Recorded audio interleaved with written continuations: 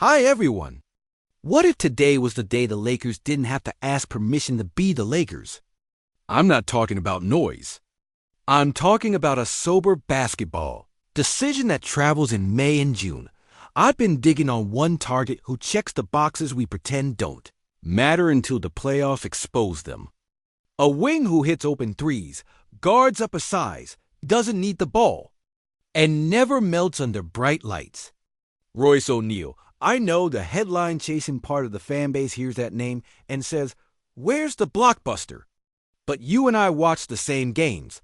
When our stars draw two, the series swings on that fourth or fifth starter who doesn't flinch, who tags the roller, who X-outs on the weak side, who bodies bigger forwards without fouling, and who makes the corner three feel like a free throw. That is literally Royce's job description. And it's exactly the kind of adult-in-the-room piece that buys Luka and LeBron cleaner fourth quarters, preserves legs over a long year, and keeps defensive game plans from collapsing when teams hunt mismatches. I'm looking at fit first. With Luka orchestrating and LeBron toggling on and off the ball, the calculus for a complementary forward is simple.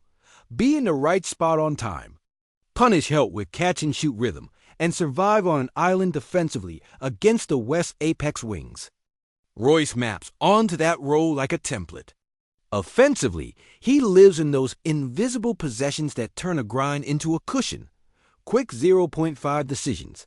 Swing threes, duck-ins when the weak side turns its head, and slips into empty space when the tagger worries about LeBron's baseline drive. He doesn't need touches scripted for him.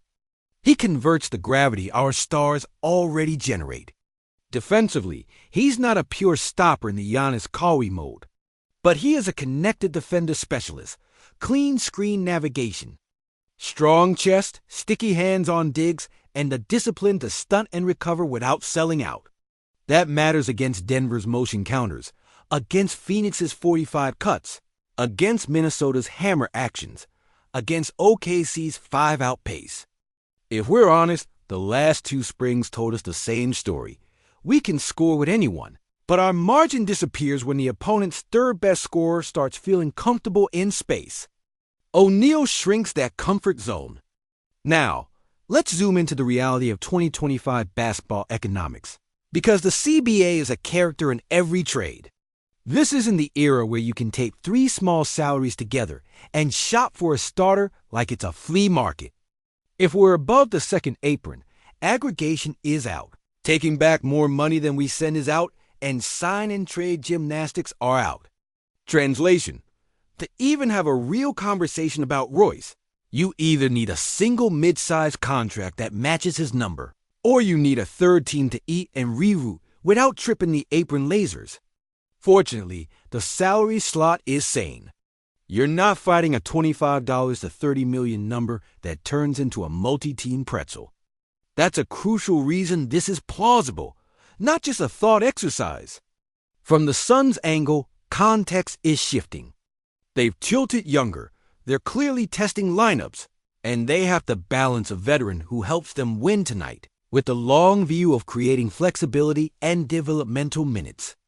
In that environment, a veteran like Royce becomes either a stabilizer if they're humming or a liquidity valve if they need picks, cost control, or a different skill blend. He's on a multi-year deal at a manageable number, which makes him both playable and tradable. Teams like that blend because it isn't a rental panic that forces overpay math. That's precisely where we can live. We're one rotation piece away from looking like a team that knows exactly what it wants to be. The on-court picture is cleaner than people think. Put Royce on a 5 with Luka, Reeves, LeBron, and Ayton and watch the geometry settle. Luka and Reeves get the double drag. LeBron lives as a weak side cutter and late clock solver. Ayton seals or short rolls. Royce is the release valve in the corner, lifting on the drive, ghosting into space on Spain actions, and screening smaller to force switches that we can exploit.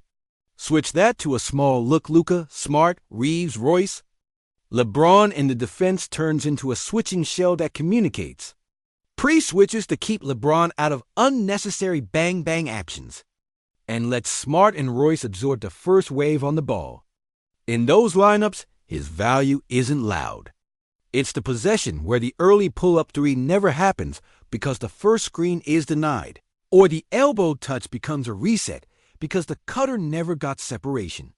He's also a lineups-proof role player. If you need him to play the four in the spread floor, he'll box out bigger bodies and tag early. If you need him to chase shooters, he'll do the footwork and funnel to help.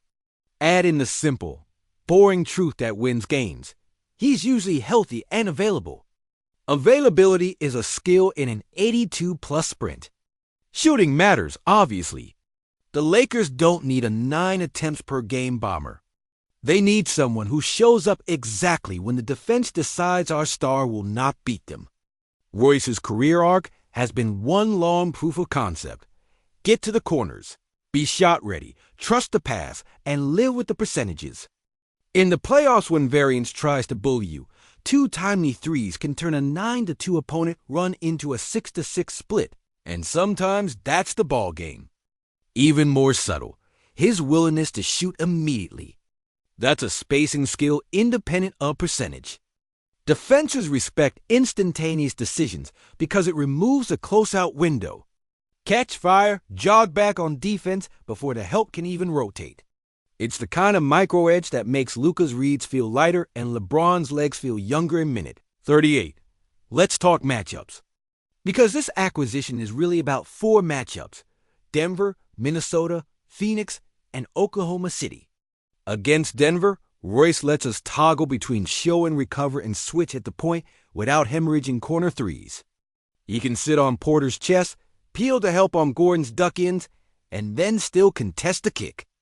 Against Minnesota, he's part of the antidote to the rugged wing plus dual bigs problem. He takes the first hit on Jaden McDaniels, so LeBron can conserve for the offensive side. And he can be the low man when Ant drives left to the middle. Against Phoenix, we need a grown-up to chase Booker and Bell through pin downs while still boxing out on the backside when a long rebound skitters out. This is Royce's daily bread. Against OKC, the 5-out attack forces every defender to survive space. Royce has done that for years without fouling. It's not that he erases stars. He compresses their margin for error. Front office mechanics continued. What do you send, and what do you keep? The value proposition is simple. We do not move structural pieces that make us us. The priority is maintaining size on the wing, preserving a first-round pick in the seasons where we project to transition, and protecting the ball-handling ecosystem around Luka and LeBron. In practical terms, that means you prefer a clean, one-contract match, with draft considerations structured as swaps and protections that keep our downside manageable. The reason this is even in our lane is because the timeline fits. Royce's deal gives us year-over-year certainty without locking us into a contract that strangles flexibility when the roster turns a page. I'm also weighing personality and habits. Every playoffs, someone's pulse becomes the team's pulse. Royce's is steady. Coaches trust him because the tape says he knows when not to help, when to stunt and freeze, when to foul on the floor instead of allowing N&1, and when to move a shooter off his spot with legal physicality. He's a connector in the huddle. 2, he won't hijack possessions, and he won't sag when his shots don't drop early. Those are the things you can't paper over with scheme. You field him in Game 5. From our side, the pathway is also about stacking reliable adults around a unique star engine. Luka's heliocentrism works best when the other 4 are ruthlessly low maintenance. Reeves is already there. LeBron toggles between on-ball and screener playmaker and late clock. Ayton runs, screens, and finishes. A Royce-type rounds that out with the quiet stuff screen re-angles, ghost screens to trigger a switch, tight cuts in the gaps to force a tag that turns a good possession into a great one without another dribble. And when the possession bogs down, he'll take the open 3 and live with it. That willingness is a form of leadership. Let me anticipate the pushback. Why not hold out for a bigger name? Because the market tells you what it has, not what you wish it did. The apron rules punish bloat. Star-for-star deals require draft capital and clean money the league knows we don't have in abundance. And the hidden cost of swinging at every rumor is the calendar. While you wait for a whale that probably won't beach, April gets closer, and you've wasted 50 games you could have spent hardening a playoff rotation. This isn't a splash for the sake of optics. It's a precision ad that multiplies what already works here. It's also financially literate. You get a playoff minute player on a number that still lets you adjust the edges later. That's how contender math actually functions under the new CBA Suns calculus, too. Why would Phoenix move him? Because timeline and opportunity costs aren't sentimental. If they're leaning into a youth-infused rotation and want to buy minutes for guys who need reps, a veteran on a movable mid-tier deal is exactly the chip you flip when someone offers a premium relative to his individual box score footprint. That's usually a protected pick, a swap equity play, or a cost-controlled rotation piece that lines up with their multi-year arc. If they stabilize and surge, they keep him, obviously. But volatility opens doors, and contenders should be standing there with a clean offer when it does. For us, the risk is minimal, and the upside is exactly the thing we keep saying we want. A team that looks organized at the point of attack, that rebounds its position on the wing, and that punishes help with made threes without grinding our stars into the floor in January. One more thing that matters in this building: role clarity. The best Lakers teams of the last decade were loud at the top and unbelievably quiet in the margins. You knew what Caruso was doing before the ball went up. You knew what KCP was doing. You knew what Rondo was doing for exactly 2 rounds. Royce is one of those guys. When you give him a job, he shows up to that job every possession, and then he shows up again in the fourth quarter as if the first 3 didn't happen. That steadiness is a culture piece with real compound value over 100 games. So where do I land tonight? If the cost is a single mid-sized contract and draft flexibility that protects the far future, I make the call. If the cost climbs into core pieces or heavy, unprotected future equity, I pivot. But I keep the conversation alive because the fit is too clean and the need is too obvious to ignore. Before I close, I want to hear you. Drop it in the comments right now. If the Lakers can add Royce O'Neal at a responsible price without slicing into the core, are you in or out? And which playoff matchup are you thinking about when you say yes or no? I'll be reading every take.